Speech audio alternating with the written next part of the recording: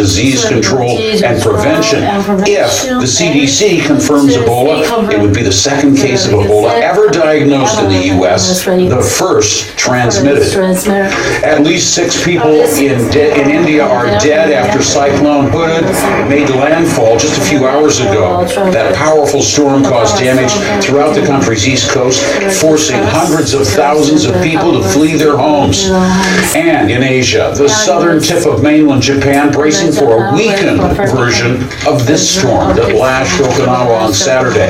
This was Typhoon Bonfong. It has now been downgraded to a tropical storm, but it's still packing a lot of rain. It is strangely, even eerily quiet in the Syrian city of Kobani, but that was not the case in the early morning hours on Sunday. The U.S.-led coalition launching 9 airstrikes against ISIS targets in and around that city. Fighting has intensified in recent days as Kurdish forces are struggling to fend off troops with ISIS. Now, ISIS fighters are also close to controlling all of Iraq's Anbar province. The head of Anbar's police force killed Saturday night in a roadside bomb that targeted his convoy. U.S. Defense Secretary Chuck Hagel insists Baghdad is secure. The Iraqi security forces are in full control of Baghdad, continue to strengthen their positions in Baghdad. We continue to help them with airstrikes, with our assistants and our advisors, which I have, at the direction of President Obama, added to our numbers there.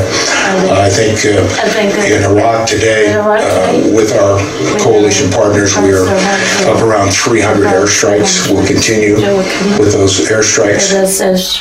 It must be noted that elements sympathetic to ISIS are already believed to be in Baghdad. The same day Secretary Hagel made that statement, 3 car bombs rocked the capital of Iraq.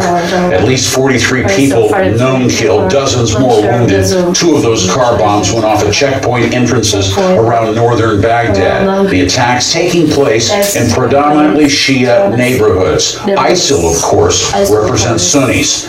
The United States pledging $212 million in immediate aid to help rebuild Gaza. U.S. Secretary of State John Kerry making that announcement at an international aid conference in Cairo. Much of the Palestinian territory was destroyed during the Israeli-Gaza conflict earlier this year. Well, Hong Kong's chief executive vows he's staying put, despite calls for his resignation. The government called off talks with pro-democracy demonstrators who want full democratic elections in 2017. That decision has fueled outrage among activists. They are camping out now in tents in Hong Kong's financial hub.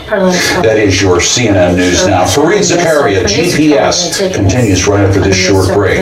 You're with CNN.